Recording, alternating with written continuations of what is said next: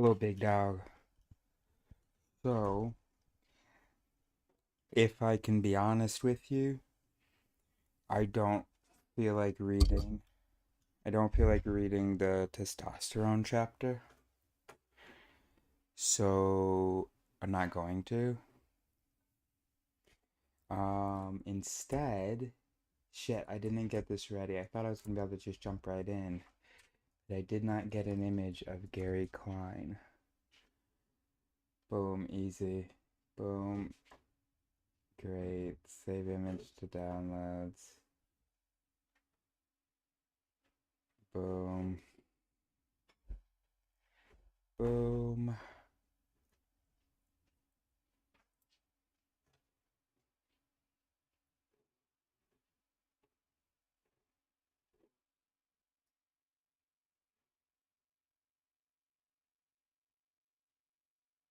Boom.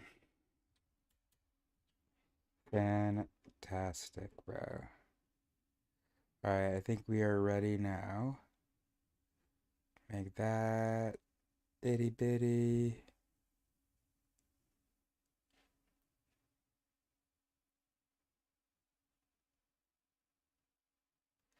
Oh, actually, we want to be using this. So that's gonna be this one.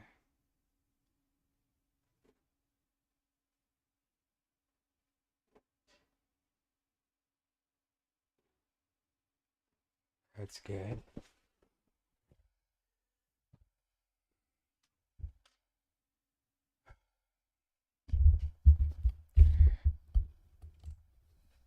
That just falls right back down. Yeah.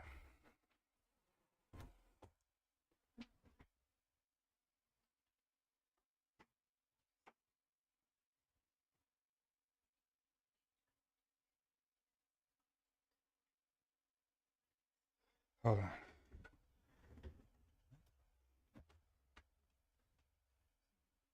Yeah.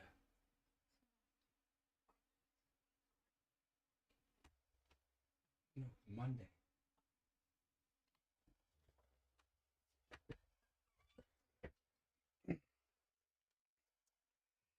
Okay. And then where's the GoPro? Where's the GoPro? Oh, I know.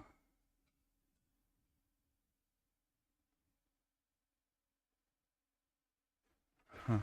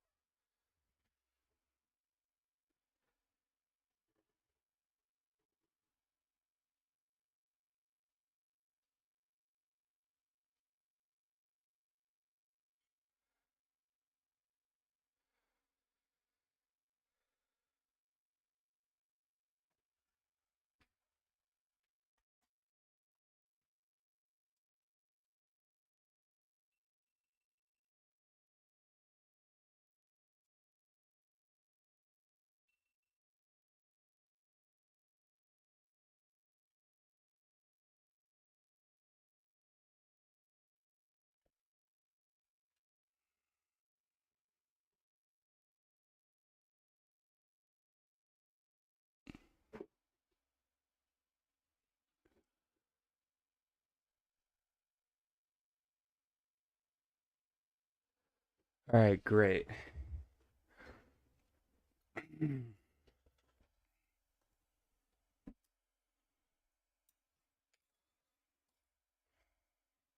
Excellent. Okie dokie.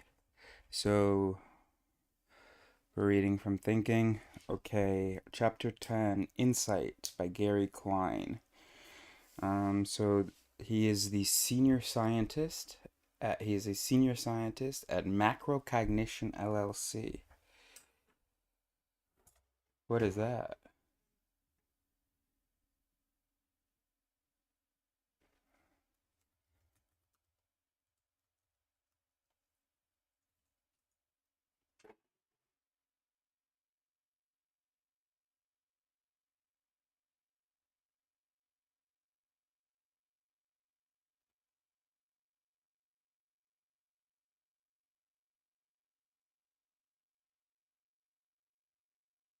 This is what I want to do as a career. Start something like this. Nothing like this existed when I wanted to do it.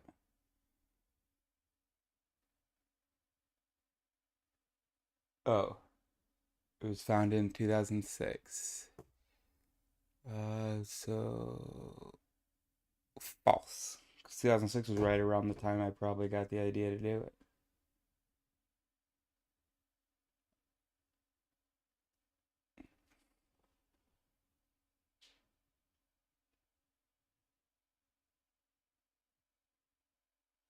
Huh.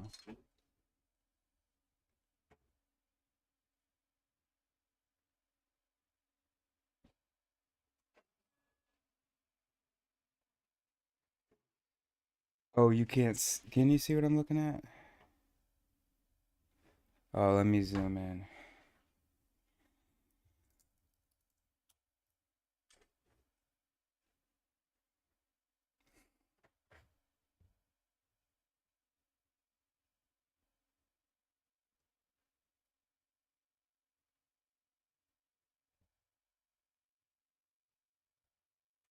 They're doing the good. They're doing good work, man. See this? What it says about police?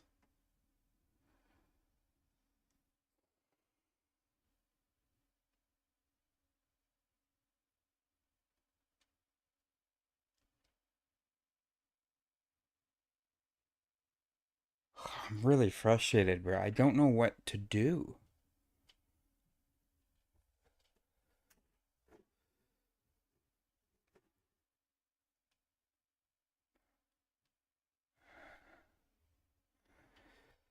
I don't know what to do, bro.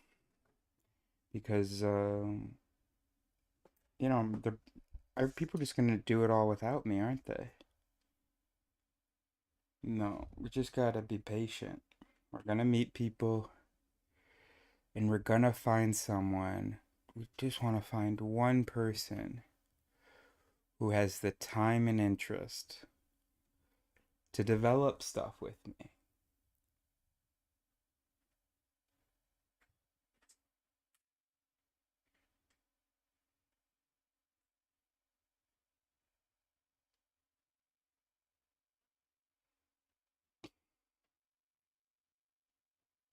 I don't even know what I would say to if I contacted Gary Klein. What would I even say, bro? Be like, hi. Um, I feel like the only way to do it is to get a bunch of followers on a stream, actually, huh? Just be a big time philosopher streamer. Then I'll have credibility and opportunity. How else can I get credibility and opportunity? I can get credibility by developing something really good on my own. How can I get opportunity? I can I can find things in Chicago.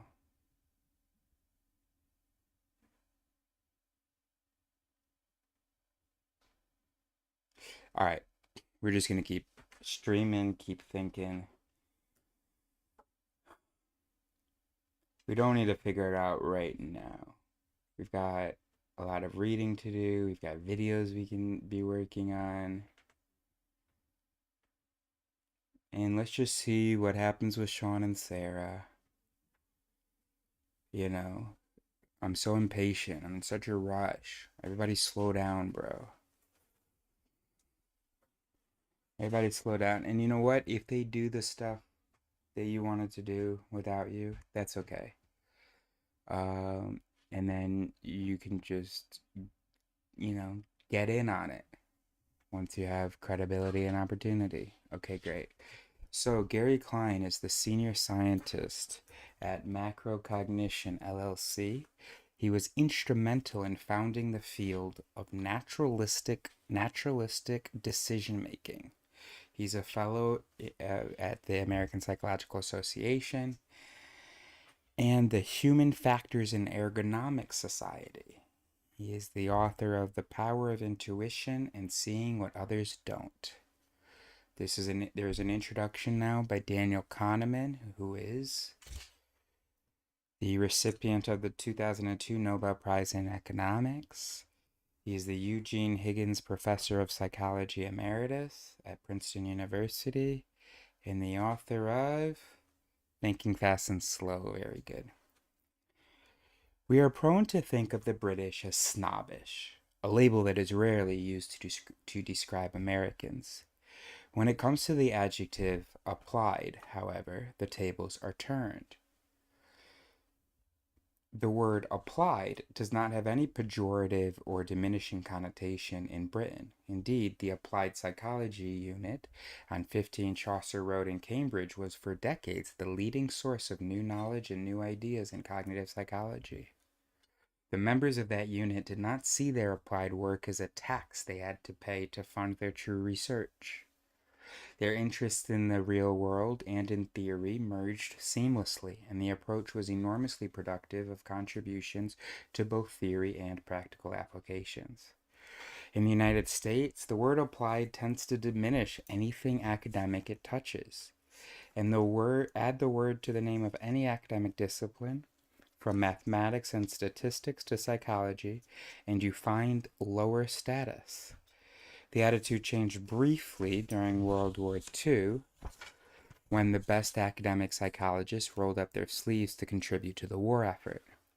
I believe it was not an accident that the 15 years following the war were among the most productive in the history of the discipline. Old methods were discarded, old methodological taboos were dropped, and common sense prevailed over stale theoretical disputes. However, the war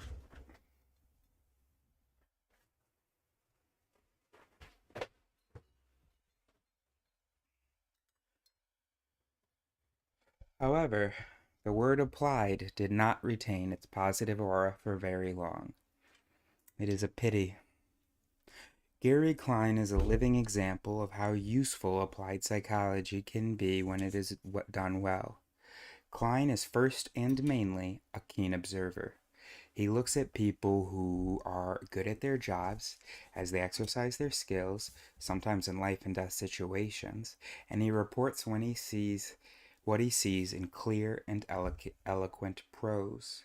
When you read his descriptions of real experts at work, you feel that it is the job of theorists to accommodate what he has seen instead of doing what we often do, which is to scan the real world, when we think of it at all, for illustrations of our theoretical notions. Many of us in cognitive and social psychology are engaged in the important exercise that Lee Ross has wonderfully described as bottling phenomena, and our theories are built to fit what we bottle. Klein himself is a theorist as well as an observer, but his theoretical ideas start from what he does for a living. They are intended to describe and explain a large chunk of behavior in a context that matters. It is instructive to note which of the concepts that are current in academic psychology turn out to be useful to him. Klein and I disagree on many things. In particular, I believe he is somewhat biased in favor of raw intuition, and he dislikes the very word bias.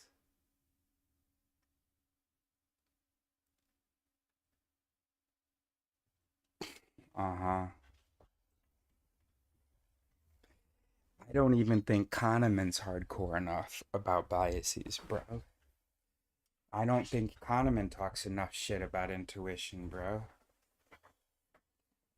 So Klein's probably gonna annoy me a bit, but hopefully I will receive the truths he eloquently poses. Um,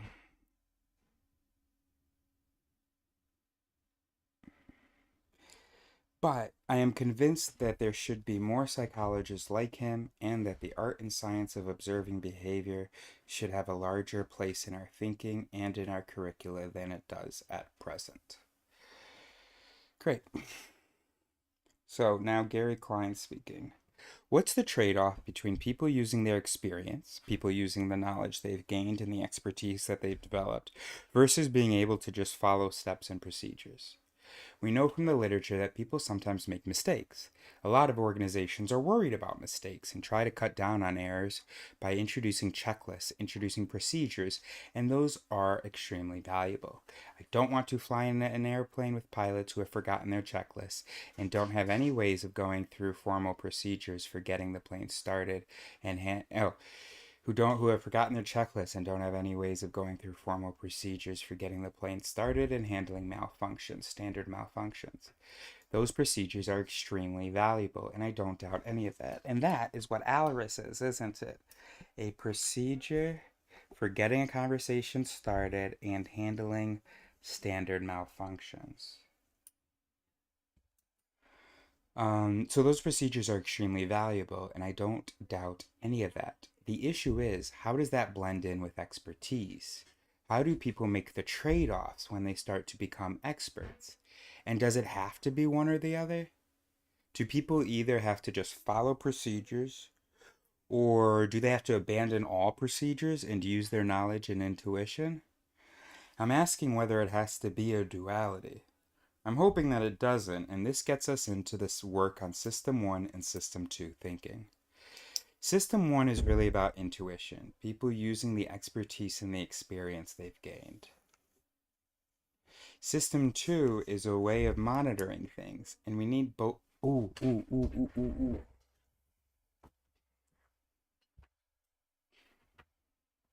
No, darn. Darn, I thought those were his smart glasses.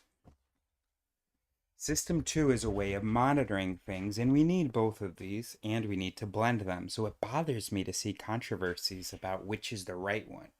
Or are people fundamentally irrational and therefore they can't be trusted? Hold on. These false dilemma kill me, bro. People are fundamentally irrational, or maybe irrational, or maybe near rational. But anyway, not rational.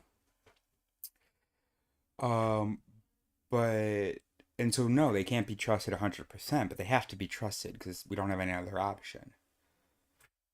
Anyway, obviously, System 1 is marvelous. Danny Kahneman has put it this way: System 1 is marvelous. Intuition is marvelous but flawed. And System 2 isn't the replacement for our intuition and for our experience. It's a way of making sure we don't get ourselves in trouble. Boom, that's good. That's a good line.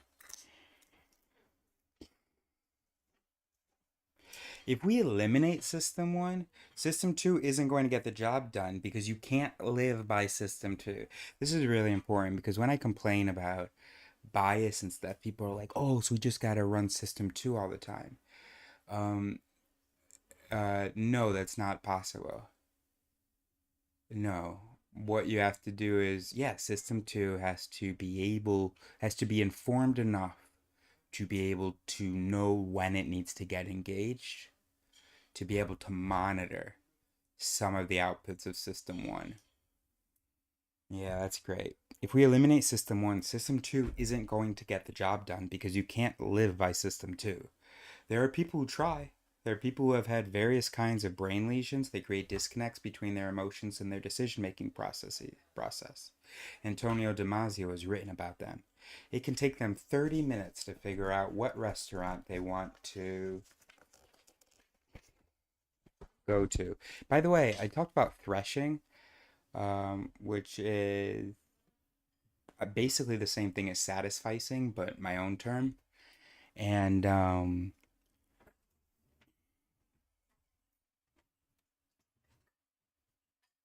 what? Bagel. Kyle was making bagels for us. Oh, that's nice. For Janae. Oh no, I've eaten. No, I have no appetite. Um,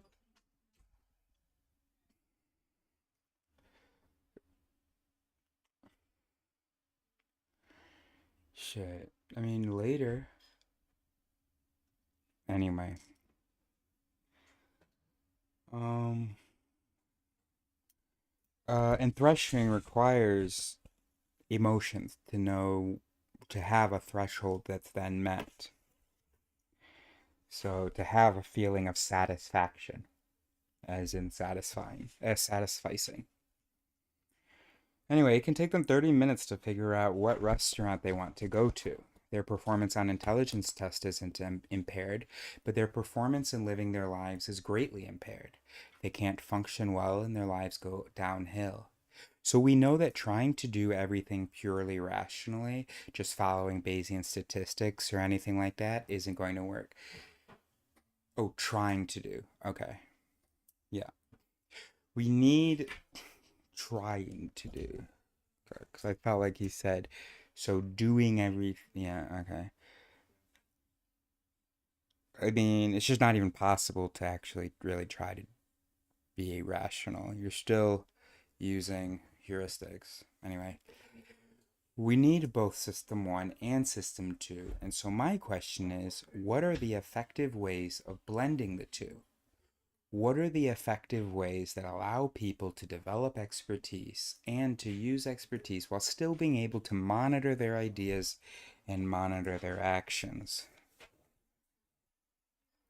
Too often it's treated as a real dichotomy, and too many organizations that I study try to encourage people to just follow procedures, just follow the steps, and to be afraid to make any mistakes.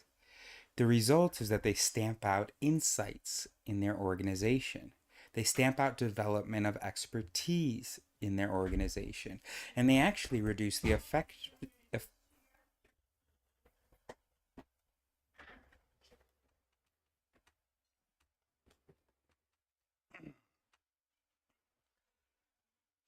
They stamp out development of expertise in their organization and they actually reduce the effectiveness and the performance of the organizations. So, how you blend those is an issue. A project that I'm working on now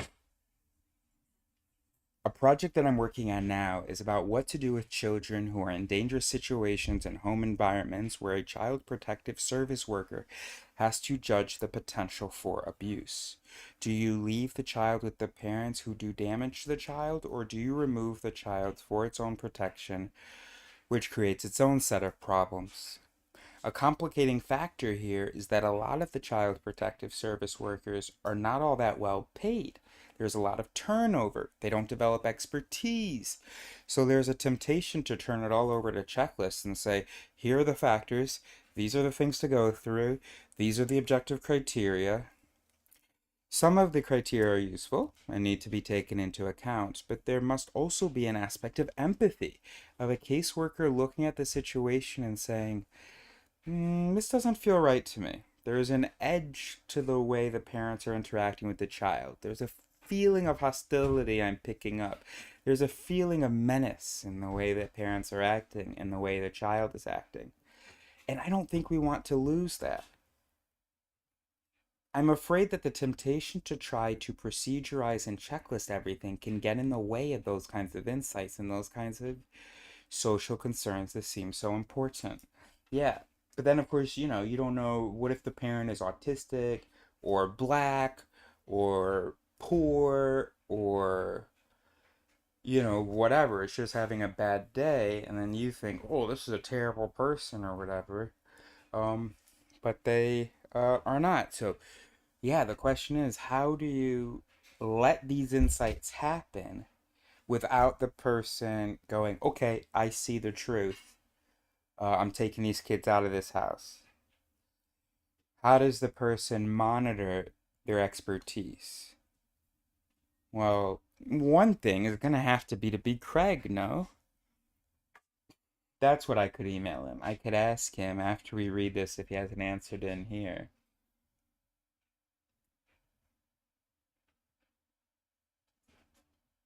Or we should just look at what role does recognition play in his training stuff?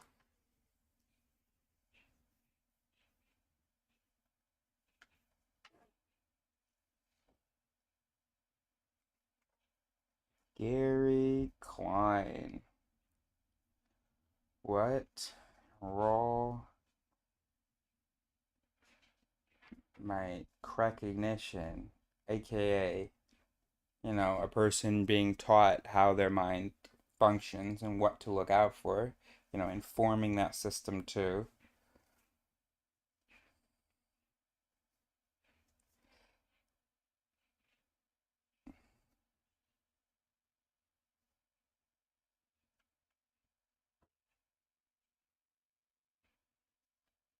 So I want to know, how does he do it? How does he do it?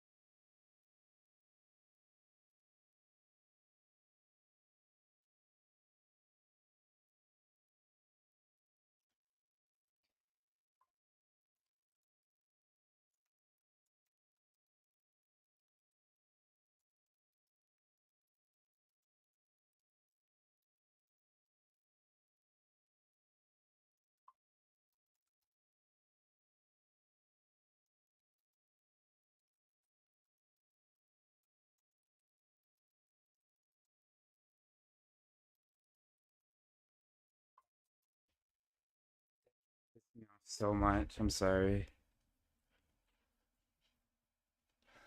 I mean, I'm not even using this camera, bro. So just shut the fuck up. Disconnect. Disconnect. Done.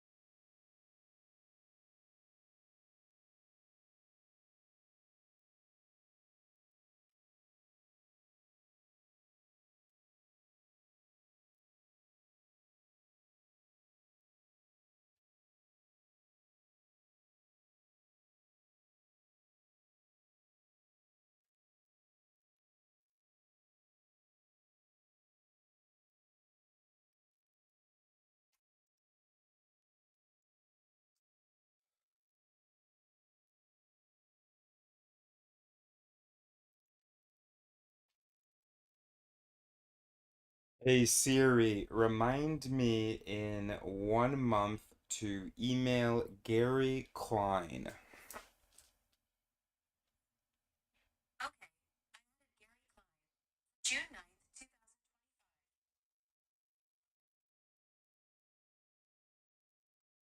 All right.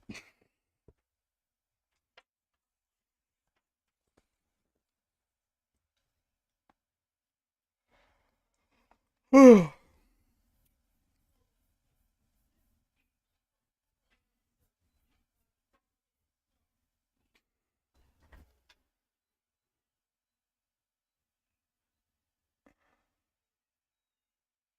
right. All right. Too often, it's treated as a real dichotomy. In too many organizations, oh, we've read that. Child Protective Services, that's right. The hostility. I'm afraid that the temptation to try to procedurize and checklist everything can get in the way of those kinds of insights and those kinds of social concerns that seem so important. I started moving in this direction when I began working as a research psychologist for the Air Force at Wright-Patterson Air Force Base. I worked for an organization called the Air Force Human Resources Laboratory, starting in 1974. I had been in academia and I enjoyed that, but this was an opportunity to do something different. It was a wonderful time to be at Wright Patterson and in my office because the Arab oil embargo had hit in 1973 and the price of fuel went sky high and jet fuel went sky high. And all of a sudden, these pilots who were used to doing all their training by just flying because they love to fly, that's what really got them so excited. Now they were going to have to develop skills and be trained in simulators. My unit was studying simulation training. Up to that point, pilots really didn't care much about what the unit did because they just wanted to fly. Now it mattered because they were going to spend a lot of time in simulators building their skills, and so this meant a lot to them. For me, it was a chance to confront some basic issues about the nature of expertise because we were trying to develop expertise in the pilots in an artificial setting, which is not as good as being able to fly. But in some ways, it's better because you can practice certain maneuvers, you can confront them with certain malfunctions that you can't do in the air. It opened up the question, what is the nature of expertise? How does it develop? How can we use these kinds of devices to develop the pilots more effectively?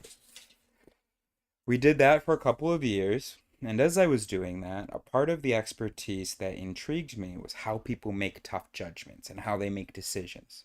I wanted to get involved in that. I wanted to study that. There wasn't any place for doing it in my branch, so I left and started my own company in 1978 to examine those sorts of issues and struggled for a while to try to see where I was going to go with this to get funding. Then in 1984, a notice came out from the Army Research Institute asking for proposals about how people make life and death decisions under extreme time pressure and uncertainty. We said, that sounds like the sort of thing that we want to get involved with, that we wanted to get involved with. We knew that the standard way you do that kind of research is you pick a laboratory task, a well studied, well understood task, you vary the time pressure, you vary the uncertainty, and you see the effect. But we didn't want to do that because, according to all the literature we had seen, it should be impossible to make good judgments and good decisions in less than a half hour.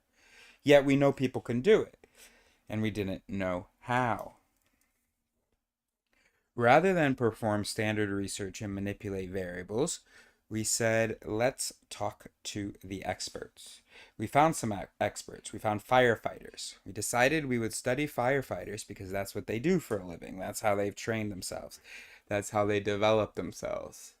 I could put my language up there, bro. That's exactly what we're gonna do. We might even do it today. No, we'll do it tomorrow. That's gonna be great. Blam. Okay. Um, hold on. What is another 15 pages? All right. Okay, so rather than perform standard research and manipulate variables, we said, let's talk to the experts.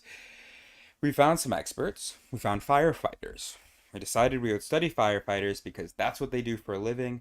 That's how they've trained themselves. That's how they developed themselves. And because we figured that when they weren't fighting fires, they would have time to talk to folks like us.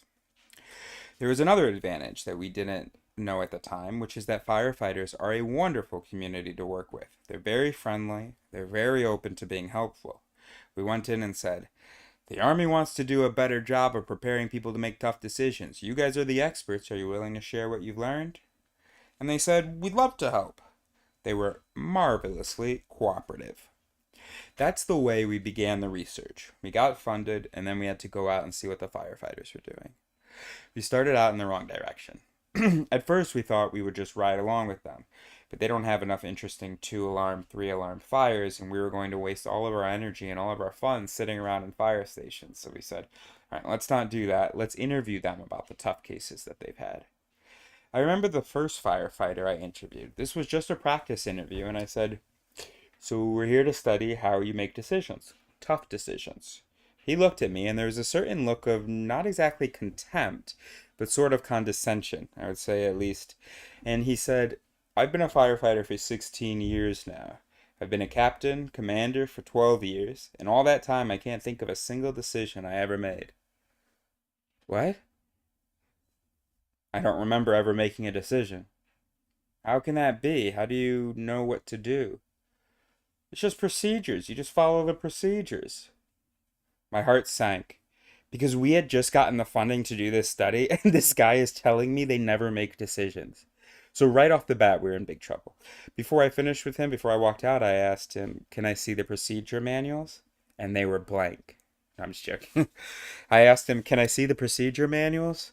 I figured maybe there's something in the procedure manuals that I could use to give me an idea of where to go next. He looked at me again with the same feeling of sort of condescension. Obviously, I didn't know that much about their work, and he said, it's not written down. You just know. Ah, okay, that's interesting. Something was going on here. It feels like procedures to them, but it's not really procedures. And it's not that they're following the steps of any guide or any set of checklist. We conducted a few dozen interviews to we conducted a few dozen interviews to what people were doing, and we collected some marvelous stories and some really very moving stories from them about how they made life and death decisions. What we found was that they weren't making decisions in the classical sense, that they generated a set of options and they looked at the strengths and the weaknesses of each option, and then they compared each option to all the others on a standard set of dimensions. What brain has ever done that, bro? I mean, that's classical management type decision making. Get your options A, B, and C, get your evaluation dimensions, rate each option on each dimension, see what comes out ahead. They weren't doing that. When I asked him, how do you make decisions? That's what he assumed I was talking about. When I asked him, how do you make decisions? That's what he assumed I was talking about.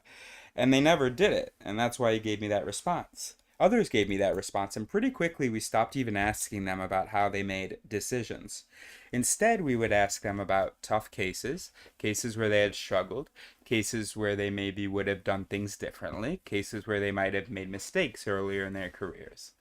We were asking it that way to get away from the term decision making, because that was just leading us in the wrong direction. I'll give you a few examples. One example, a firefighter insisted he never made any decisions, and so I didn't push it any further. I said, tell me about the last run you went on. And he said, it was about a week ago. Tell me what happened. I figured maybe we could learn something from it. He said, it was a single family house, and we pull up, I see there's some smoke coming out from the back. Right away, he says, I figure it's probably a kitchen fire. That's a typical thing that goes on here, and I know how to handle kitchen fires.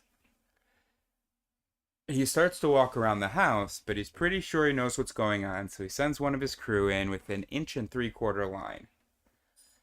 He says to the men, go into the house, go in the back, and get ready, and when you reach the fire, just knock the fire down. That's what they did, and they put the fire out. He said, you see, there were no decisions. It was all just standard. I said, I've always been told if a house is on fire, you go out of the house. And you just told me you sent your crew into the house. Why'd you do that? Why didn't you just go around the back, break a window, and use your hoses from the back and hit the fire that way? That way, none of your crew is inside a burning house. That seems to be the way I'd do it. He looked at me with a little bit of condescension.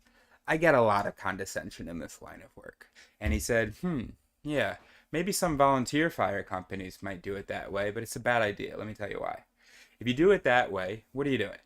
You're pushing the fire back into the house, and now you're spreading it further into the house, and we don't want to do that. That's why we want to go into the house, get to the fire, and then drive it out. We want to hit it with water, and all the momentum, all the direction is pushing the fire out of the house and not into the house. Now, there are times when we can't do that kind of an interior attack, like if there's another house right next to it that we could set on fire, then we would do it externally. But in this case, there weren't any complicating factors. I said, thank you. Thank you. A simple situation, but in fact, he had encountered a decision. Do you do an interior attack or an exterior attack? There was a decision point. He didn't experience it as a decision point. Hello?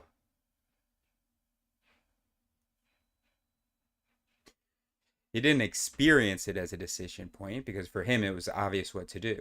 That's what 20 years of experience buys you. You build up all these patterns, you quickly size up situations, and you know what to do. And that's why it doesn't feel like you're making any conscious decisions because he's not setting up a matrix. But that doesn't mean that he's not making real decisions because the decision I would have made, he thought was a bad choice in this particular situation. That became part of our model.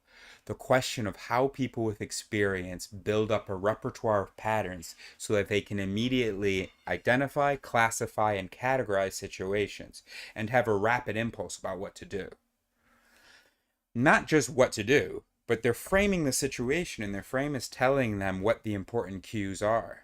That's why they're always looking, or usually looking, in the right place. They know what to ignore and what they have to watch carefully.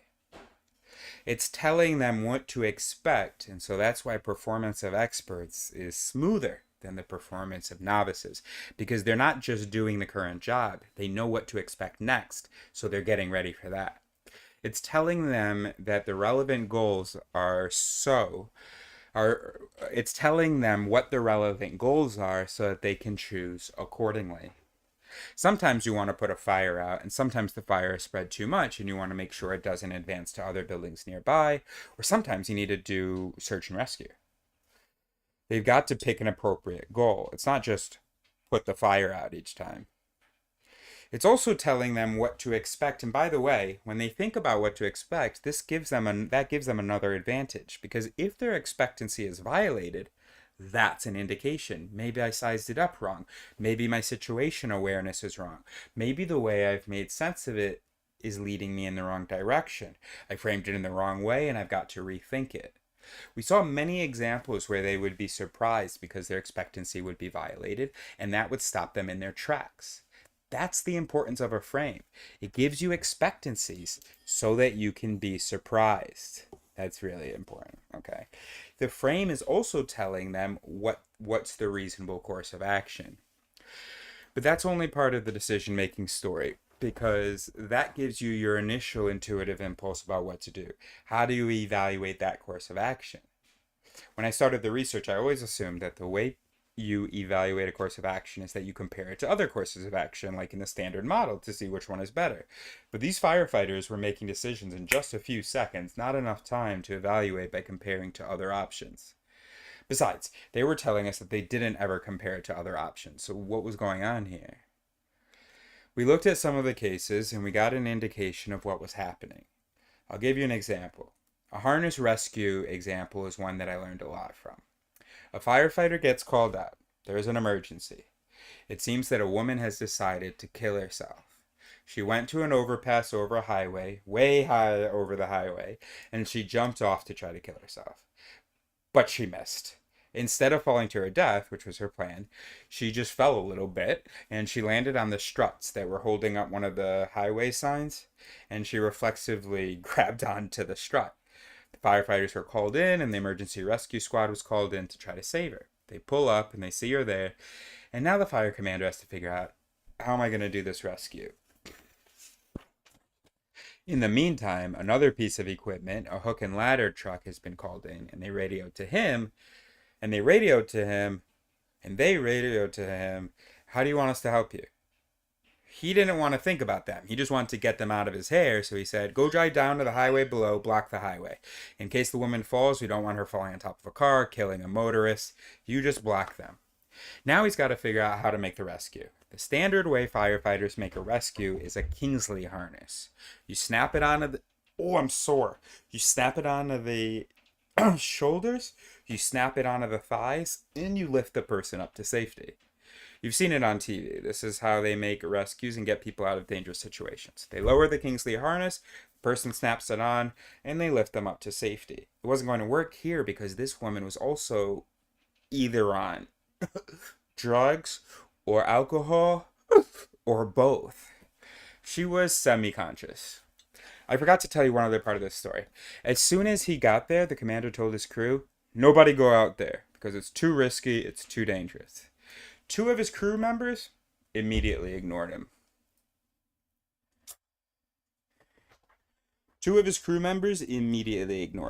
They climbed out to try to protect her. One was sort of holding her legs, one was sort of holding her arms. The commanders was glad that they were doing that because it was keeping her secure, and if anything happened to them, everybody had heard him tell people not to do it. So he was sort of covered either way. Now he's got two firefighters with her, and he thought, can we have them lift her up to a sitting position and then snap on the Kingsley harness? But they're also balancing on those struts. There's not going to be any easy way for them to lift her up without making it really risky for all of them. So he rejects that option. That's not going to work. Then he says, maybe we can attach the Kingsley harness from behind. She was face down. So he thinks, we can try that. But then he imagines what would happen as they lifted her, and he imagines the way her back would sag, and it would be a painful vision, a painful image. And he thought, too much of a chance we're going to do damage to her back, that's a bad option. He rules that out. He thinks of another few options, and when he imagines each of them, they're not going to work, so he rejects all of them. And this is our prompt construal heuristic, if you know what I'm talking about. Then he has a bright idea, a clever idea. What about a ladder belt? A ladder belt is what firefighters wear. Ever see on TV a firefighter on a second or third floor, and they got a hose, or they're helping some people onto a ladder? The ladder is up 2 or 3 stories high. They're at the top. You think, what if these guys fall? But what happens is they have a ladder belt that they've cinched up around their waist, and when they get to the top, there's a snap, and they snap it onto the top rung, so they're well secured. The commander thinks, we can just get a ladder belt. We can just lift her an inch, slide the ladder belt beneath her, buckle it from behind. We have a rope. We'll tie a rope to it, and we lift her up, and we can lift her to safety that way. And he imagines it. He does what we call a mental simulation. He sort of works it through in his head to see if there will be any problems, and he can't think of any. So that's the way he makes a decision to do the rescue. They lower the ladder belt. The firefighters slide it underneath her and tighten it up. In the meantime, the hook and ladder truck below is getting bored because they're just standing there, not doing anything. So they put somebody in the ladder and they're raising it to do the rescue. So they put somebody in the ladder and they're raising it to the rescue, and they're saying, we're getting there, we're going to be able to rescue her. Okay. So there's a race because he wants to get her rescued before they get there. They cinch up the ladder belt, they tighten the buckle, and they start to lift. And that's when he realizes what was wrong with his mental simulation. Because a ladder belt is built to fit over a sturdy firefighter on the outside of their coat, which is a protective coat, and she was a slender woman. She was wearing a very skimpy sweater, and the firefighters tightened it to the last hole, as tight as they could make it, and it wasn't tight enough. As they were lifting up, and I'll never forget his phrase, he said, "She slithered through like a slippery strand of spaghetti." She's sliding through, but the ladder people from below are right there. And as she's sliding through, they're rushing over and maneuvering the ladder that they were raising, and they catch her as she's sliding through. They make the rescue, and the woman is saved. So it worked, but not the way he expected. What did we learn from that episode, that incident? We learned about how he did the evaluation. He looked at several options, but he never compared them to see which was the best one compared to the others. He wanted the first one that would work, and he did this mental simulation. He did this imaging process for each one. That was the way he could evaluate one option at a time, not by comparing it to others, but by seeing if it would work in this particular context. Even though this didn't have the outcome he expected, that turned out to be another part of the decision making strategy that the firefighters were using. It's really a two-part strategy.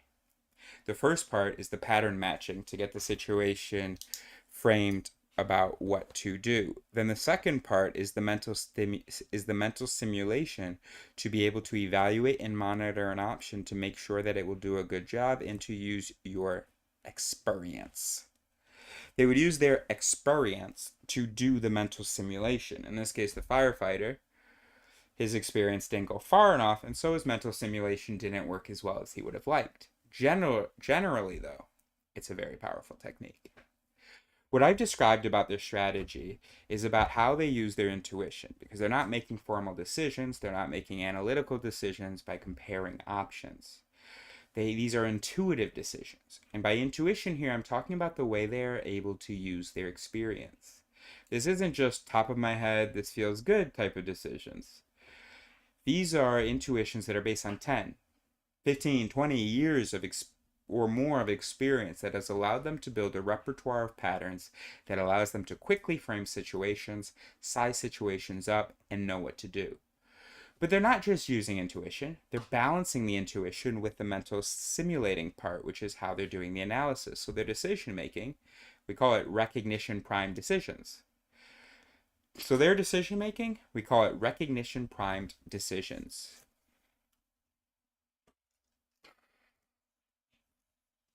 The decisions are primed by their ability to recognize situations and balanced by the monitoring of the mental simulation. The concept of intuition gives a lot of people pause because intuition feels magical. It feels like Luke Skywalker getting in touch with the Force. And we're not talking about that. About people somehow drawing on pyramid power or something occult or ESP. Although I've had a couple people I've interviewed tell me they've made decisions because of ESP, because they couldn't. Although I've had a couple people I've interviewed tell me they've made decisions because of ESP, because they couldn't articulate the basis of the decisions. Intuition is about expertise and tacit knowledge. I'll contrast tacit knowledge with explicit knowledge. Explicit knowledge is knowledge of factual material.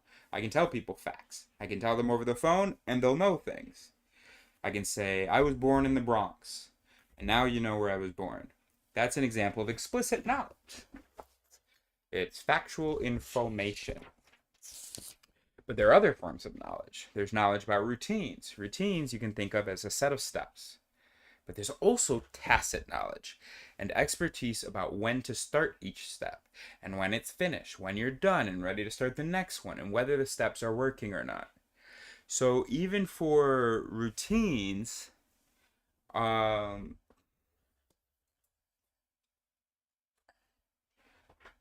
I want it as close to the book as possible. It would be great if... Oh. Where's my other... Where is it? I'm missing a tripod, big bro.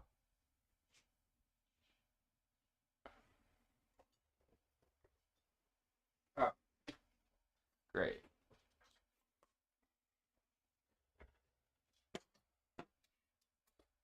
Oh, how am I going to do this?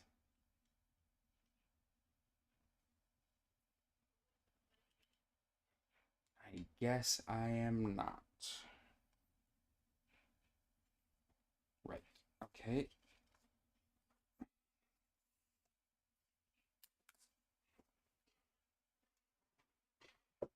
Give me one more little tripod. I know I've seen another one.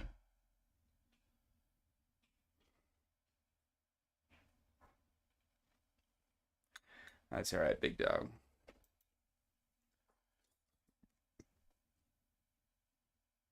Can you zoom out anymore? Are we zoomed all the way out? All right. How many more pages, bro? Should only be like 6 more pages, bro. Right.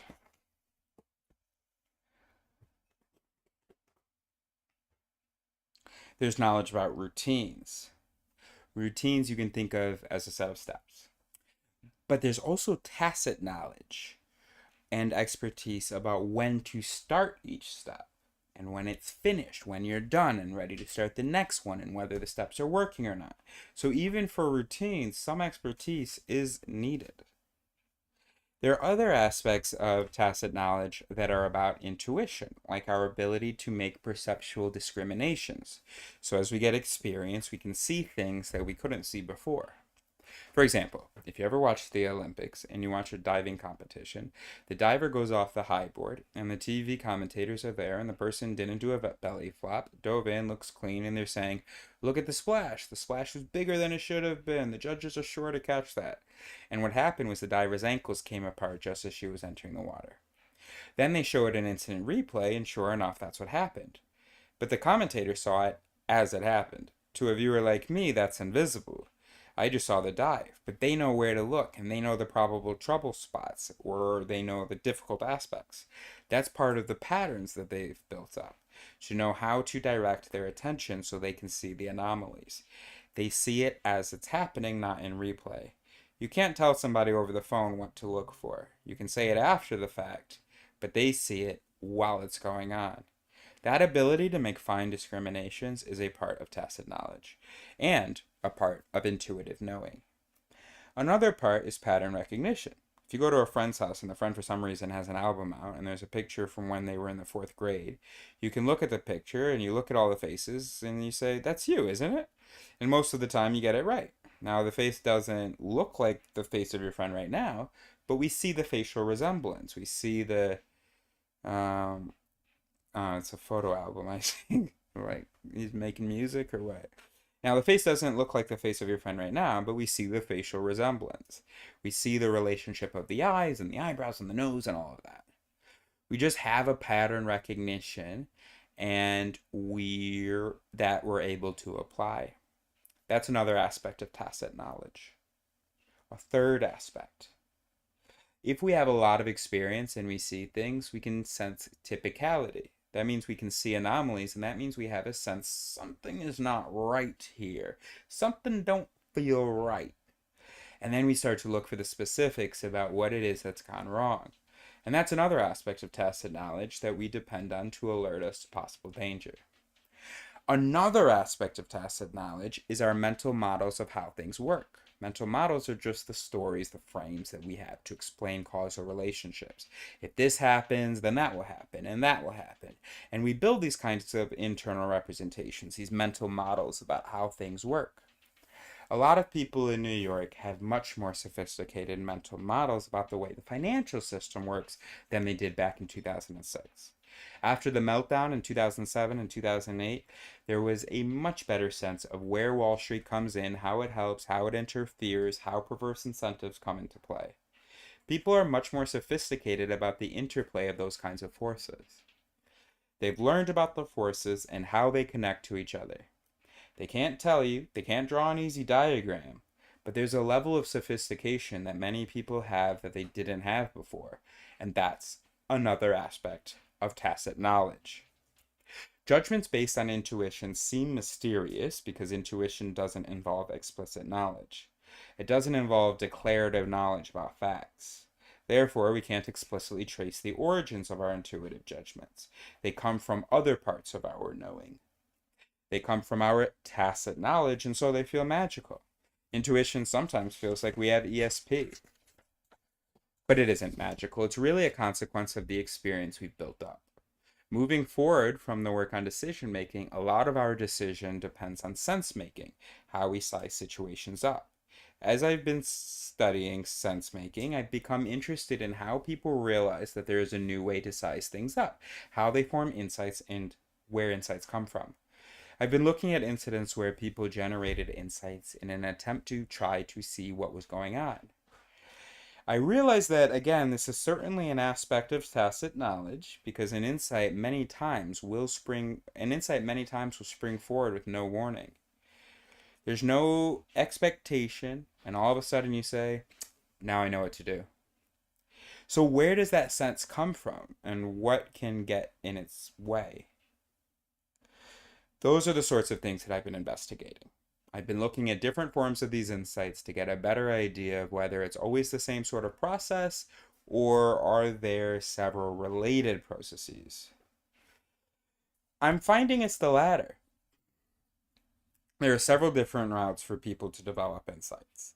A lot of the laboratory research on insights follows one of those routes, putting people in a position where they're trying to solve a puzzle and they reach an impasse and they're stuck. And then the key for that route is to escape the fixation, to reach the insight by realizing that they're making an inappropriate assumption. So it's really looking for the assumption that isn't working for me here, trying to find out what is the assumption that's fixating me so that I can get beyond it. But that's only one of the routes that we're discovering. We're finding that there are a few other routes that are also important. As we're looking at these examples and incidents of insight, we're noticing that several of the examples involve people helping others to gain insight. And that caught my attention. How can you help other people to gain an insight? One of the ways that allows people to do that is to help them to become more aware of inconsistencies in their thinking. Let me give you an example. It's one of my favorite examples. A friend of mine, Doug Harrington Sr., a number of years ago was a Navy pilot. He was a good Navy pilot, and being able to fly a jet plane is a tough job. But he not only could fly, I mean, the Navy pilots, they not only fly, but they have to be able to take off and land on an aircraft carrier. So they have to land on a ship, and the ship is bobbing up and down and moving around, and the waves are buffeting it. Or buffeting it? I don't know. It's not like a rowboat, but there's still some movement there, and you got to land on this moving platform. Doug could do that, and he was great at it. He was an instructor and he flew F-4s. As an instructor, he would teach younger pilots to land F-4s on aircraft carriers and to fly. Then came a point in his career when it was time for him to move to a more sophisticated, more advanced airplane, an A-6. So he learned how to fly an A-6. No problem, because he's a very skilled pilot. Now came the day when he had to do his aircraft carrier landings with his A6. And he comes around, he's lined up to do his first landing, he's all set. And because these are so difficult, he doesn't just do the landing by himself.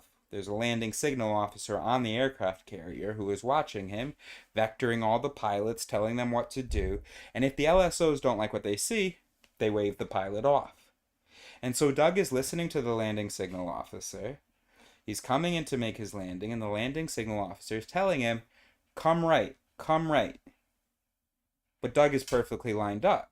So he does what any good Navy pilot would do under those circumstances. He ignores the landing signal officer because he knows that he's got himself lined up. And the LSO, the landing signal officer, keeps saying, come right. And Doug doesn't really do it. And then the landing signal officer waves him off, which is weird because he was perfectly lined up. So now he has to go around for another try. And again, he's perfectly lined up, and the LSO is saying, come right. And this time he figures, I better do it. So he comes right a little bit more, a little bit, and a little bit. Not enough. He gets waved off again. Now he has to come around another go around, and he figures, I'm going to run out of fuel before he runs out of patience, so I better listen to him. He tries to follow what the instructions are, and he manages to get the landing done, but he was supposed to do 6 landings that day, another 4 landings that night. He messes up all the 6 landings. He makes them, but they're not good landings, and at the end of the day he's told, Doug, You just didn't do a very good job today. You're not going to do nighttime landings. That's too risky. You have to repeat your daytime landings tomorrow, and then we'll let you do the nighttime landings. But if you don't do a good enough job tomorrow, that's it. That's the end of your flying career in the Navy. Doug goes into shock because everything was working well when he woke up that morning, as now his flying career might maybe over, and he doesn't know what happened. His friends on the ship are there for him, and they come over to him. They're there and they're telling him really useful things like, Doug, you've really got to bear down tomorrow, or Doug, this is important. In other words, useless advice. And they're just making him more anxious. They're driving him crazy. At night, he's ready to go to sleep. He's hoping it would be a bad dream. He'll wake up and somehow everything will work tomorrow. But he is just dazed.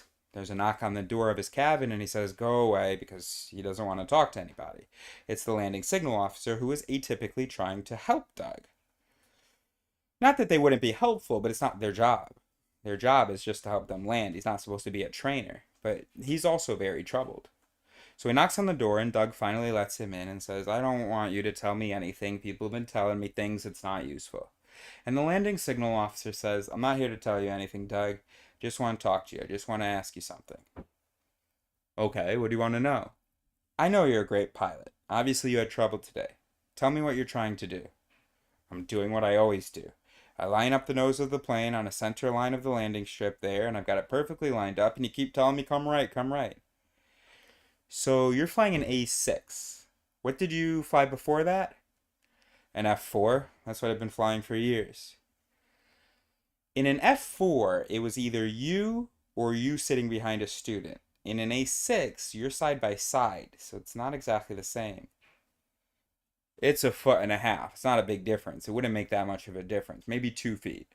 It's not going to make a difference." "Are you sure?" "Yeah. I mean, I just line up the nose of the plane over the center line of the runway." So the LSO says, "Let's try something. And if you have a chance, I'd like you to try it as I'm doing this interview, if you don't mind." He said, "Extend your arm straight out. Put your thumb up. That's the nose of your plane. Put your thumb up. That's the nose of the plane. Close one eye and align your thumb with a vertical line someplace in the room."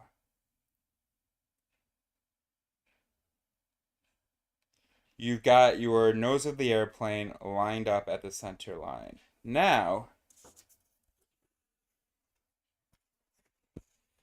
move your head a foot and a half over, like Doug was moved over because now he's flying an A6. And pull your thumb back over to that center line.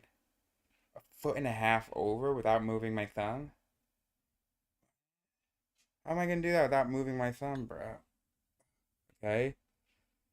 All right, and then pull your thumb back to the center line. And you see what happens. It changes the whole alignment of the airplane because you're not on the center line and it's only a foot and a half, but there's a parallax effect here that Doug wasn't thinking about.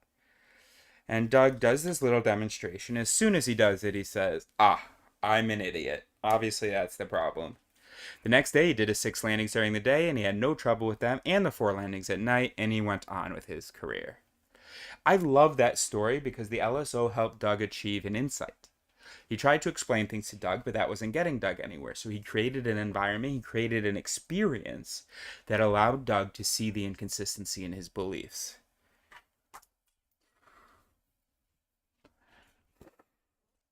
And once Doug and once Big Doug saw the inconsistency, his mental model changed. I think helping people to arrive at insights isn't a question of pushing the insights on the people or trying to explain it in words, as much as it is helping people to gain the experience so they can see the inconsistency for themselves.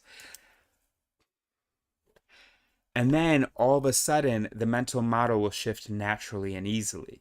And to me, that's a gift that good teachers have, to be able to help the people who they're trying to support. They're trying to enlighten their students or colleagues to gain those insights.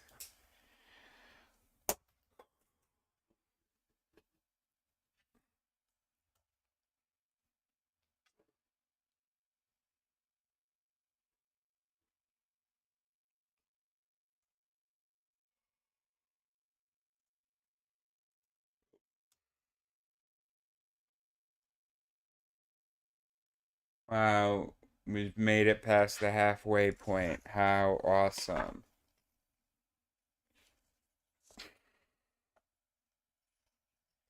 Just actually don't really feel like playing video games. We have so much work to do.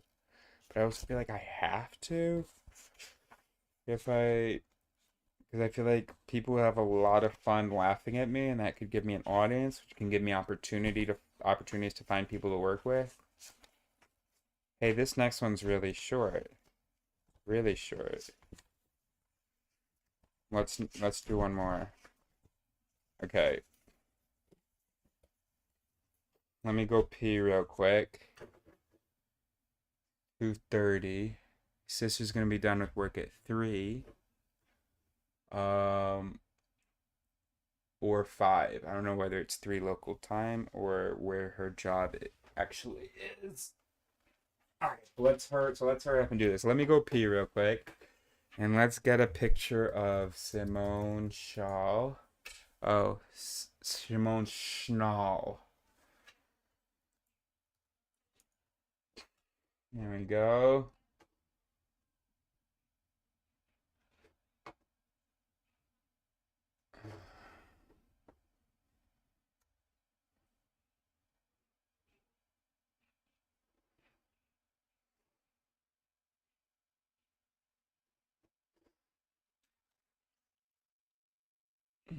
Alright, BRB Big Bro.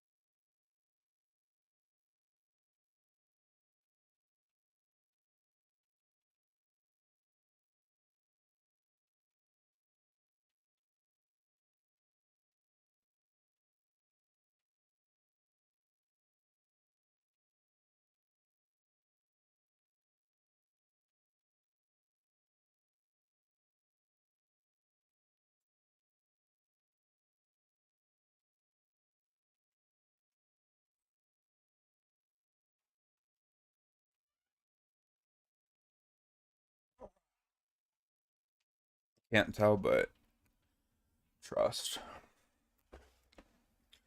Alright, Chapter 11, A Sense of Cleanliness by Simone Schnall. She's the director of the Cambridge Embodied Cognition and Emotion Laboratory. Is this the right Simone Schnall? It just said she was an author.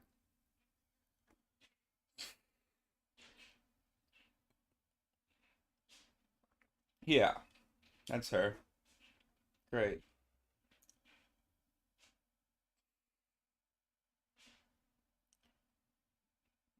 Pretty sexist to say she's just an author. She looks like a researcher and a professor to me. She's the university senior lecturer in the Department of Social and Developmental Psychology at Cambridge. All right.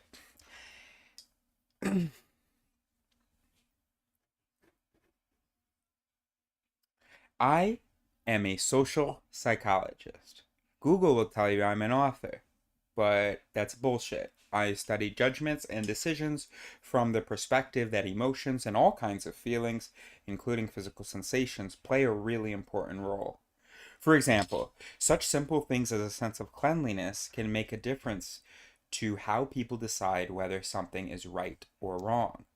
We've been looking at, in general, how people make decisions and how they arrive at judgments. In particular, we've been studying moral judgments. That is, how do people tell right from wrong? It used to be thought for the longest time, going back for thousands of years of philosophical investigation, that people think of why a certain behavior might be wrong. They think of all the rational reasons, all the things they can come up with. They go through all the pros and cons and they arrive at the judgment and say behavior X is either wrong or very wrong or not so wrong, it's fine, and so on. So it used to be thought that people think long and hard and then figure out the answer. That's amazing to me. That's amazing to me. Like, how stupid do you have to fucking be? You're not stupid. You're one of the smart ones being like, that's not true. But I don't get how that lasted so long. I've been confused since I was a child about people's concept of decision making. And I just thought I was crazy. I was like, that's not how I make decisions. Anyway,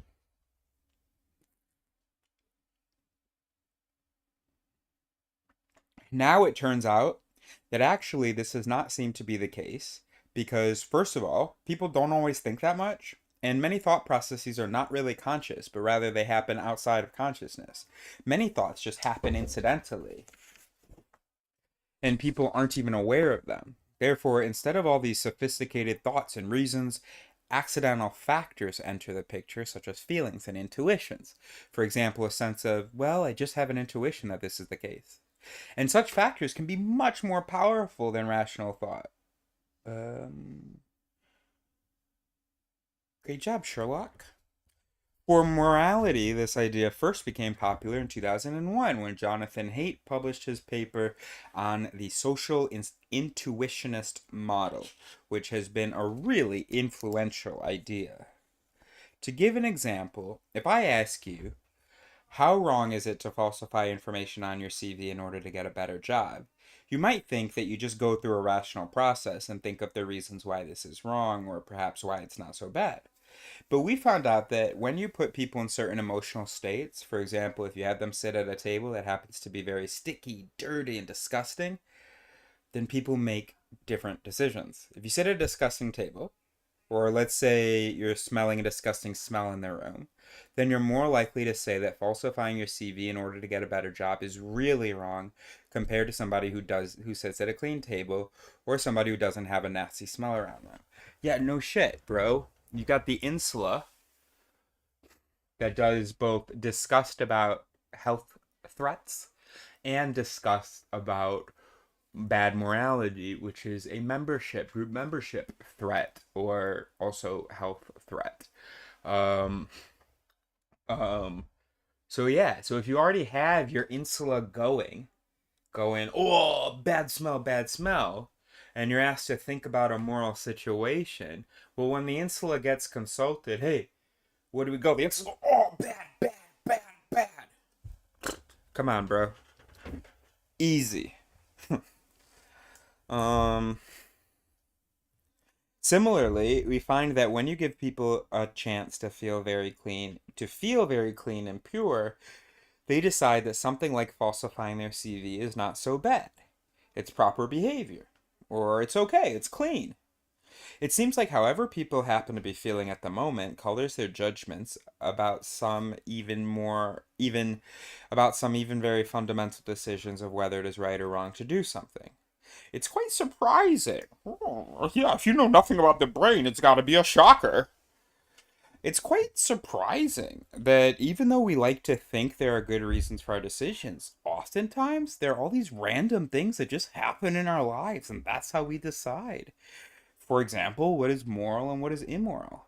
As far as morality goes, disgust has received a lot of attention, and there's been a lot of work on it. The flip side of it is cleanliness, or being tidy, proper, clean, pure, which has been considered the absence of disgust or contamination. But there's actually more to being clean and having things in order. On some level, even cleanliness, or the desire to feel clean and pure, has a social origin in the sense that primates show social grooming. Monkeys tend to get really close to each other. They pick insects off each other's fur, and it's not just useful in terms of keeping themselves clean, but it has an important social function in terms of bonding them together. The same monkeys that pick bugs and dirt off each other's skin actually end up getting closer in the process of literally getting closer, and they become buddies or good friends. So it seems like this behavior of keeping each other clean or having a desire to be clean has consequences regarding building social relationships, getting close to others, or letting somebody get close to you. There might be something really important about being clean, feeling clean, having things being proper and tidy that goes beyond just the absence of contamination or disgust. Hmm. Grooming during Alaris. I started my work on emotions and judgments when I collaborated with Jerry Clore and Jonathan Haidt at the University of Virginia. We got interested in moral judgment as an example of how emotions and feelings influence judgment and decision processes. And since then, I've also done some work on positive moral emotions. We test, for example, the effect of what we call moral elevations, which is the sense of feeling uplifted and inspired when seeing somebody else do something really positive for another person. The typical film clip we use is from the Oprah show, where somebody comes on the show who has been a mentor to some disadvantaged kids who grew up in some really bad parts of town and are probably headed for a life in gang culture. But he mentors them and he becomes like a father figure. We show participants this elevating clip versus in other conditions, we show them a neutral clip. Those who watch the Oprah clip report feeling really inspired and uplifted and elevated, and it gives them a warm and fuzzy feeling in the chest. But the important thing is not only this experience, but that this feeling in turn leads them to help others as well. So, if I have witnessed somebody who did something really wonderful, I myself also feel like I want to be a good person and also want to help others. After watching the Oprah clip, we set up the study such that participants think there is still a second part to come in the study. But then it looks like the computer crashes, nothing works, and they're told, "Ah, you're free to go, even though you were meant to stay for an hour, you can go now." After just 10 or 15 minutes. They're about to pack up their things, and then we say, "Oh, but you know what? You could really help me out by filling out these questionnaires. There's some math problems, and they're really tedious and boring, but I need some people to fill them out, and whatever you want to complete would be really helpful." All right. Ones who watched the Oprah, they filled out more of the questionnaire. Ah, right? What do you think, right?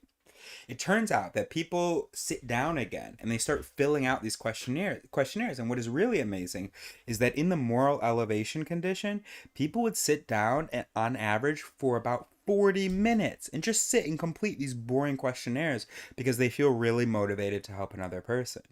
The experimenter clearly needed help with the surveys, and they're really happy to help. That is compared to the control condition, where they also stay a little while, maybe 15 minutes or so.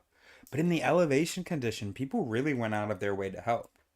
We have found this now in various contexts, and it's a hopeful finding that these specific moral emotions can propel people to do good things for others. For others. For example, if we think of how charities try to get us to contribute, they give us good arguments and reasons of how many children are starving in Africa and the statistics and all that. And they try to appeal to reason. But from our finding, it looks like a more powerful way might appeal to emotion, to get people not just to think of these poor people who are suffering, but get them to think of how wonderful they might feel themselves when they can help, and how they might inspire others to also become the benefactor of somebody in need. Recently, we also started looking at facial muscle activity in the context of morality, such as muscles involved in smiling or frowning. We used very sensitive electrodes to measure subtle muscle movement while people were considering certain moral transgressions. In other words, how much they smiled, frowned, and importantly, how much they pulled up their nose in disgust. We find specific patterns of muscle activity. For example, people literally frown upon certain behaviors that harm others, and they wrinkle their nose in disgust for behaviors that violate a sense of purity or cleanliness. But the important thing is that these muscle movements are predictive of people's subsequent judgment. If I frown upon you kicking a dog, the more I frown, the more wrong I will consider this transgression later on. Disgust is a very interesting emotion because it is more physical and basic than other emotions. Originally, it evolved in relation to food. Anything that doesn't smell good might be potentially harmful to you. And if you ate some rotten or contaminated food, you might get sick. It's a very adaptive, very physical emotion.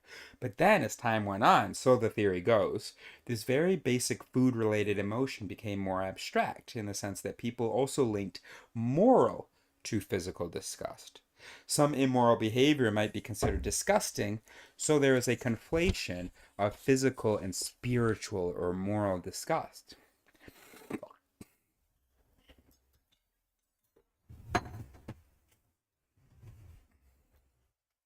Disgust was initially the emotion that protects us from physical contamination, but then it became the emotion that protects us from spiritual or moral contamination. It protects us from bad things, bad behaviors, and bad people.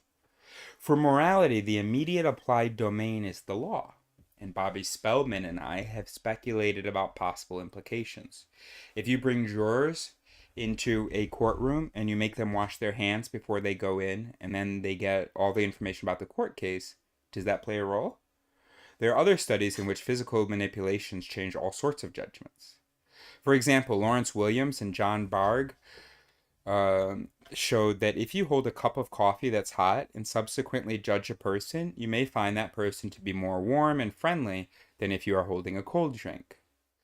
So if you imagine a courtroom or any sort of legal situation, even if these effects are small, if you add up hand washing, holding the cup, and all kinds of factors that are in a way really subtle, we find that they can influence behavior. Then you just wonder, what does it do to these really important situations where people make decisions about who gets punished or who ends up in prison?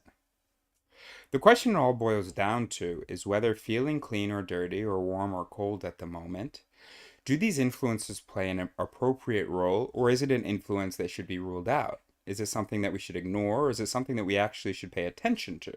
To what extent do we want to control for these feelings and get rid of them? Rid of them, or rather regulate them and say, these must not play a role.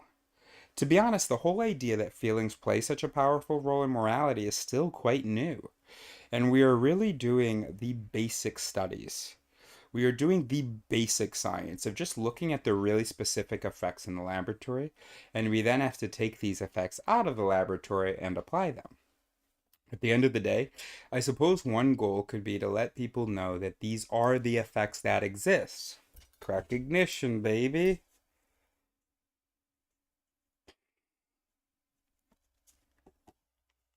And that feelings play a role. Do you think we should spell recognition with a K? Crek? Because that's how Sarah spelled it yesterday, and that stuck with me.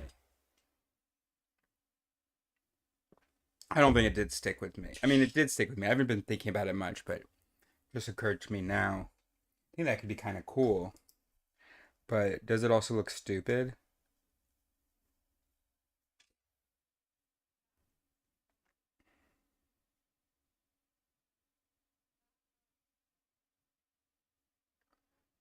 I'm going to be completely honest with you. I am only just now realizing that cognition is in cognition.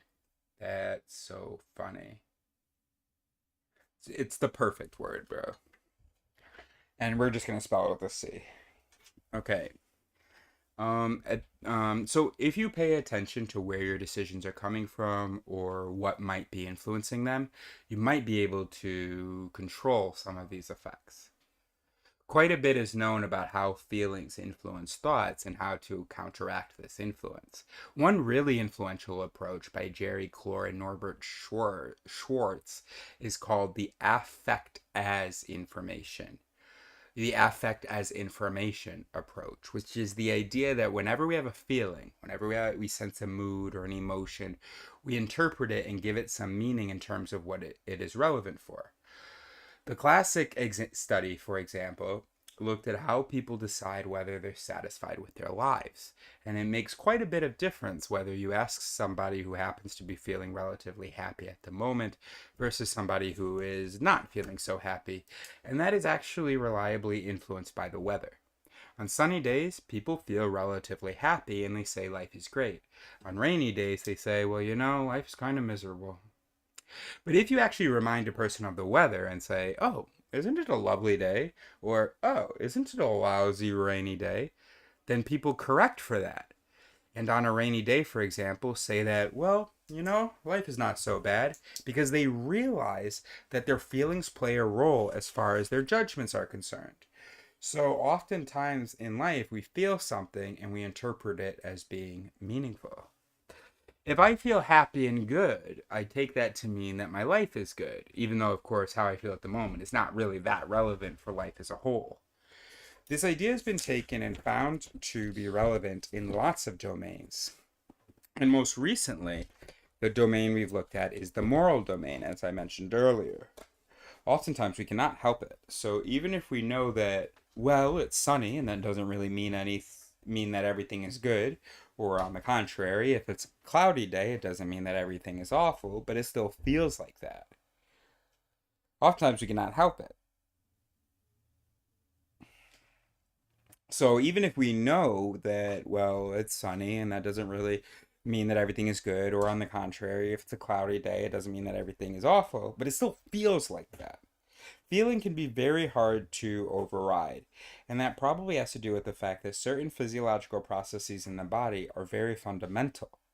We like to think that just by making an effort and exerting willpower, we can override them, but these physical sensations can be really powerful and difficult to change. I'm not sure how fruitful it is to chase after consciousness simply because doing so might lead us astray.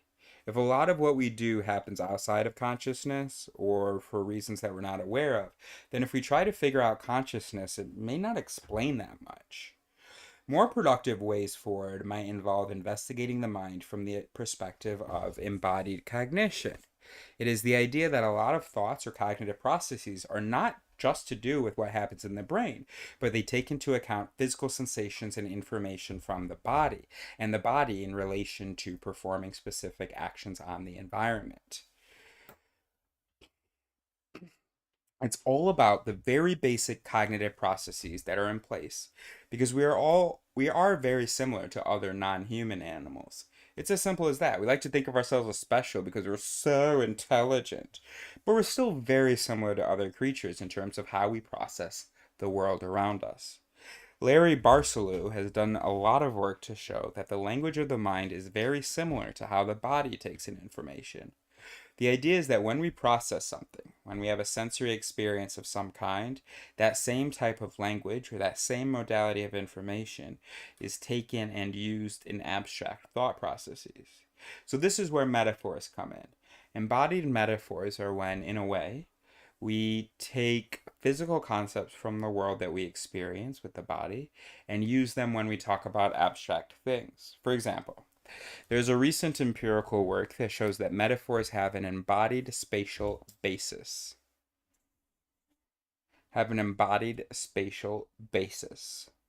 For example, there's a recent empirical work that shows that metaphors have an embodied spatial basis.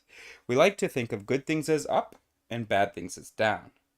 When we're feeling good, we stand tall, perked up. Whereas if we're feeling bad, we might literally be depressed and down. Brian Meyer and Michael Robinson, for example, find that when positive things are presented in an up location on a computer screen, people are faster to identify them than when they're presented in a down location. Similarly, when something negative is presented in a down location, it's easier to identify. So there's a sense that we have this spatial connotation of what is good and bad. And that seems to come from our physical orientation, simply how we stand or how we function in physical space. It all goes back to Metaphors We Live by George Lakoff and Mark Johnson. It was all laid out there in the theoretical context of cognitive linguistics, but it was only recently that social psychologists started to empirically test these ideas. And there's now a lot of support for it. An interesting finding that has been popping up in the literature in various forms is the idea of some sort of moral equilibrium, such that people like to be at a minimal level of feeling morally good about themselves, and once they've reached that level, they're content to stay there. So just like embodied factors such as how clean or how disgusted I feel at the moment, how morally good I feel about myself, can change my judgments and behaviors. The moral licensing effect suggests that if I'm reminded that I'm a pretty good person, that I do good things, that I have positive qualities, and so on, I'm less likely to help another person than somebody who is not previously reminded of their positive qualities and who has some self doubts. Basically, once I've affirmed the fact that I'm a pretty decent person, then that's it. Then I'm perfectly content. Whereas if I feel inferior on a moral level, then I want to help others and do good things. It's quite powerful to think that people have this sense of a moral equilibrium that they want to reach, but then also not go beyond or not drop below. And this may have really important implications for why people do good things, why they fail to do good things, why they do bad things, and so on. Again, it goes back to the idea that even though we think that rational considerations are behind our thoughts and actions, they might in fact be due to factors we're not even aware of. Morality has really turned into a hot topic within the last few years in psychology. Somehow it really caught on. Why is it that this idea of an intuition based morality has become so popular? I think there are a couple of reasons. One reason is that this approach links up well with the approach of embodied cognition, which has become influential at the same time. Another reason is because there is a growing understanding that so many things happen outside of consciousness. We are not aware of many of the things we're doing and why we are doing them. So there's a lot of agreement that oftentimes we do things for no good reason whatsoever. That means that for better or worse, rational thought may not really happen that often. And it's not such a central component of human life or of why we do things.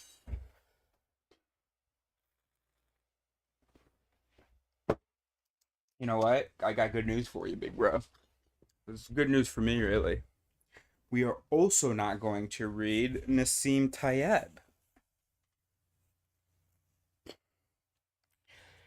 because it's about statistics and we're just so disinterested. And there's like graphs and shit, and it seems long as hell. 225 to 250, only 25 pages. But but I think we're just gonna skip this one, bro.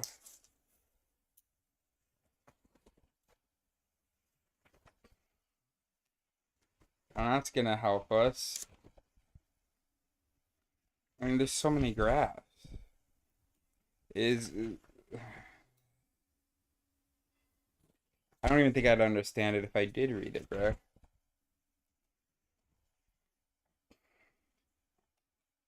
Let us look at events in Mediocristan. In a developed country, a newborn female is expected to die at around 79.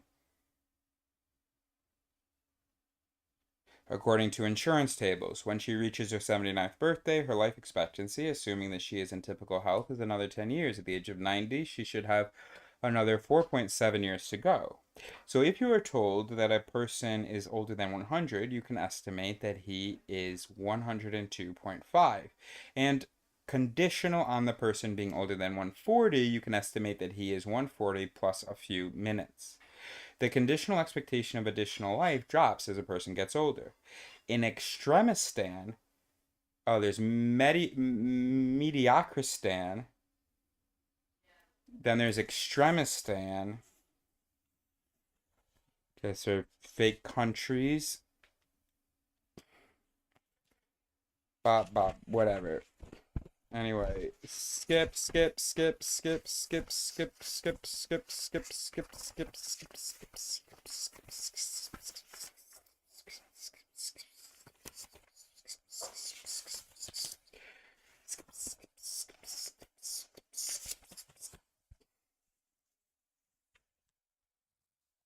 which takes us to page 252. The next chapter we will read is Life is the Way the Animal is in the World. A Berkeley professor of philosophy. Yeah, that should be interesting, right? Okay, great. So I'm gonna just say we're on page 251.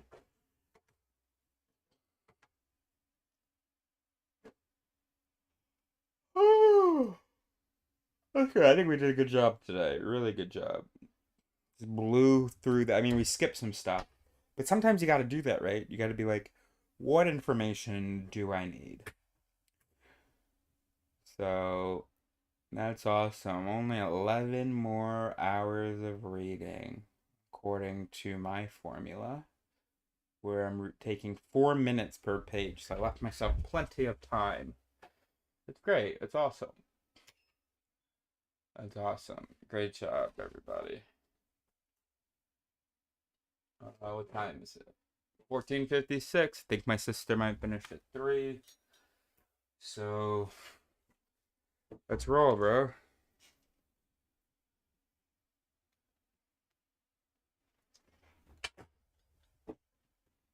Oh, oh.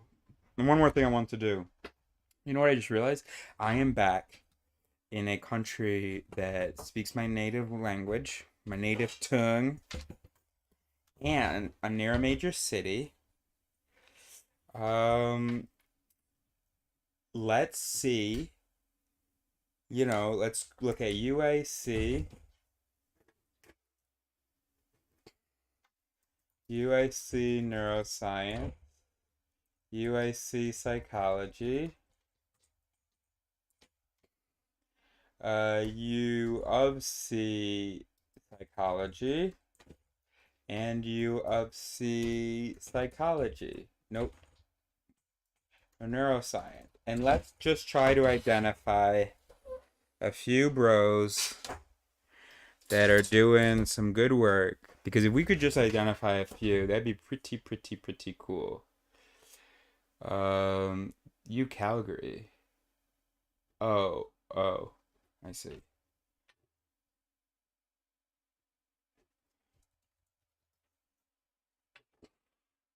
All right, here's one thing.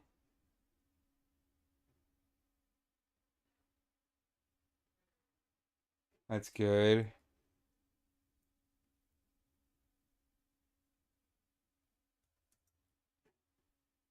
Okay, let's look at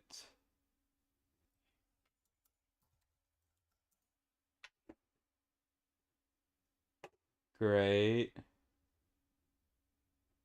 great, and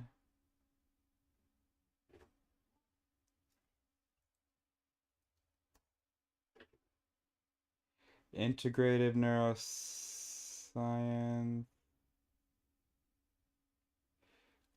clinical cognitive affective neuroscience. No, whatever. Let's just look at these real quick. Integrative neuroscience research. Research summaries. Okay, boring, boring, boring, boring. Oh, you can't see.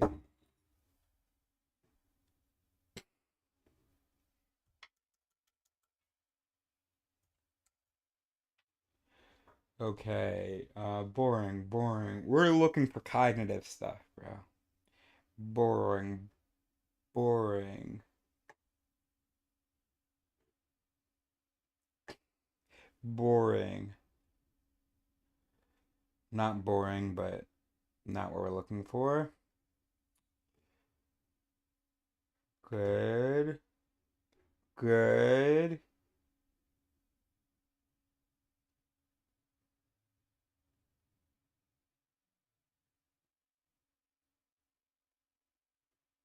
Uh-huh.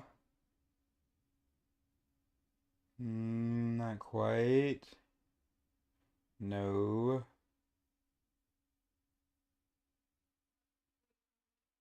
Mm. Ah, here we go. Great. That's cool. Wait. Oh, and she's in philosophy. Nice. Oh, he's in psychology. He's in psychology. She's in biological sciences. I don't know. Where is the information about what they do, bro? Ah, here we go.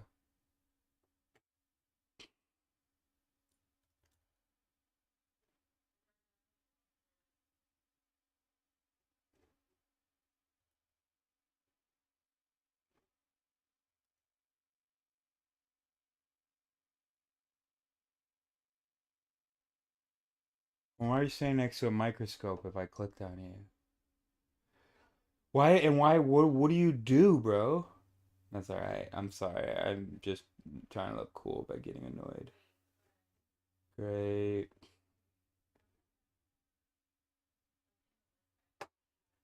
Okay, that's fine. Okay, research.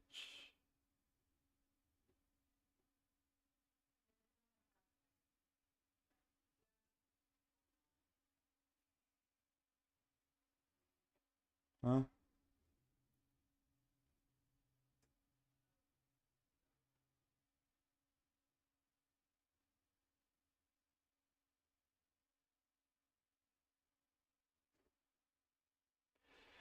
I want to. What about research, bro?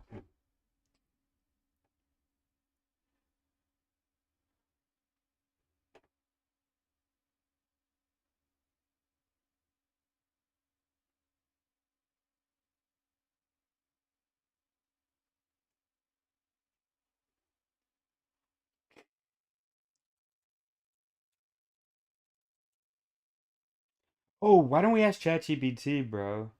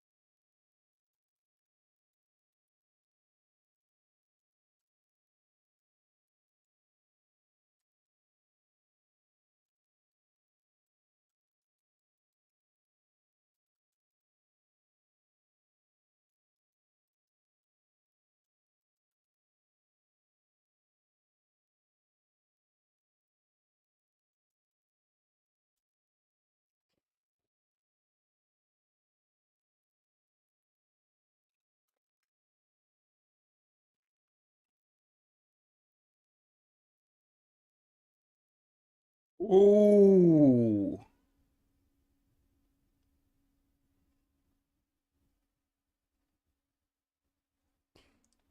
awesome.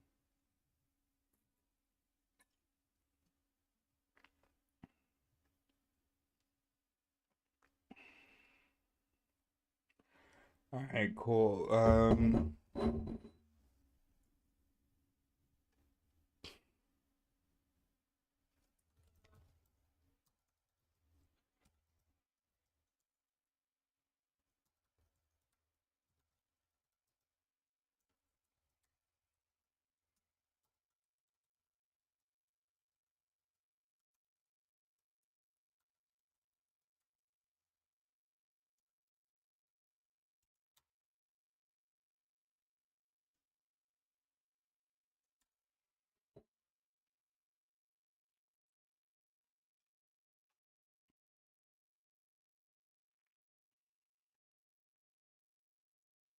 Awesome.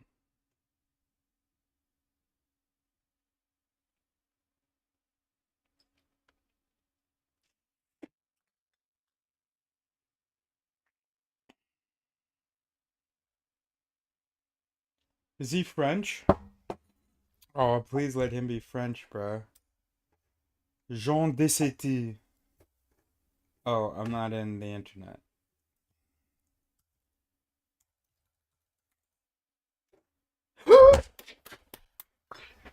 Dude, dude, how cool would it be if I could work with Jean Desetti? And I'll email him in French, bro. That's great. So what? So we, I want. That's the first one I'm gonna read. Um. Wow, this was just published.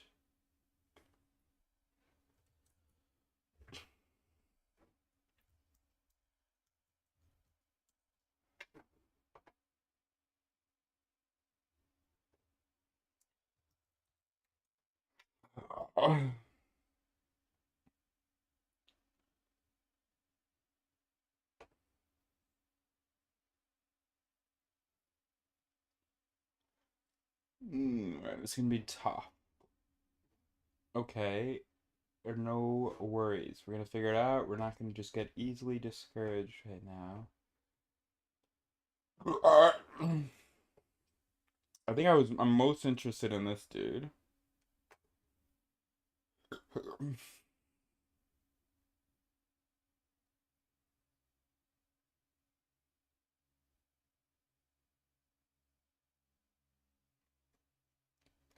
All right, I'm most interested in these two dudes. Boaz.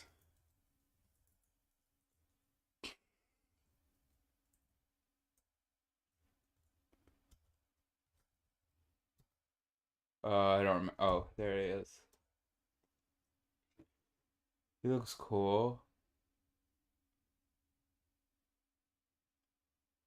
Two heirs. Yeah, this is. I want to contact him, bro. Boaz. Israeli. Um. Okay, so Garrett Klein, Boaz, Kaiser, and then Jean Desetti. Jean Desetti.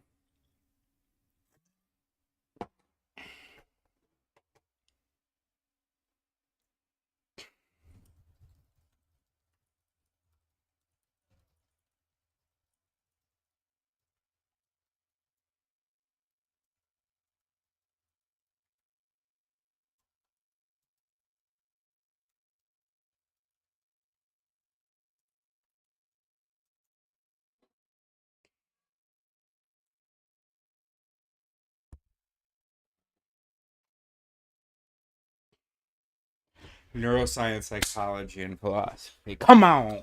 Come on! Yes!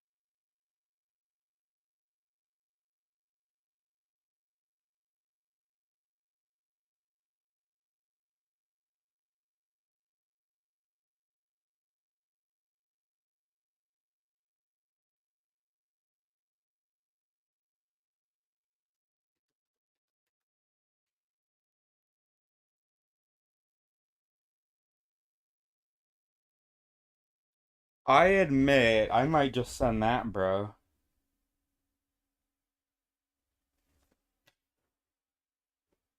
Anyway, that's a great all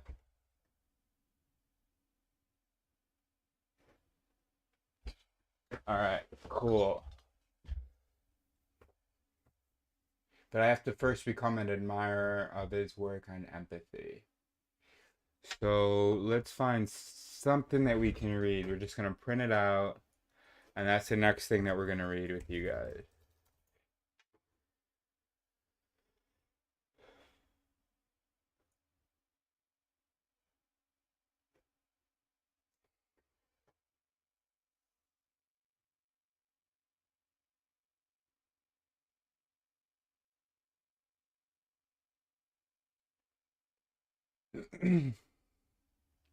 There's no nice. When was this written? Whatever. How long is it? Pretty long. It's gonna be a pretty hard read. But no worries, right? Because you're gonna do it with me, aren't you? All right, let's just print this bitch out, bro, and we'll call it a day. It's pretty exciting, bro. What Command P don't work? All right, what's this? Is that print? What does this do? Is that print? No, it just keeps opening it. Okay.